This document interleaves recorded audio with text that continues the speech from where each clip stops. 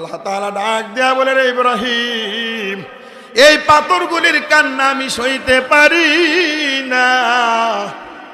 এই পাথরগুলি হাতের মুঠার মধ্যে নিয়া আমি আল্লাহর নামের উপর ভরসা করে আপনি সুরে মারেন। হযরত ইব্রাহিম নবী বলে, আল্লাহ এগুলি দিয়ে কি করবেন?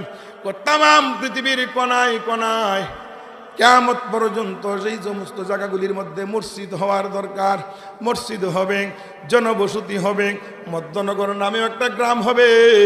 এই মধ্যনগরে একটা মসজিদ একদিন মানুষে করবে। ওই জায়গার ভিতরে একটা পাথর আমি আল্লাহ পৌঁছা দিব ফেরেশতার মাধ্যমে। কিয়ামত পর্যন্ত যত জায়গায় মসজিদ হবে, এখনো হয় নাই, হবে, হচ্ছে। ওই যে পাথর ইব্রাহিম নবী সিটায় আমার ছিল, আল্লাহ তাআলা কুদরতি কারিশমায় ফেরেশতাদের মাধ্যমে বাতাসের সাথে উড়াইয়া নিয়া এই গ্রামের মধ্যে একটা পাথর ফেলছিল বিলেই আজকে এখানে একটা সুন্দর মসজিদ হয়েছে।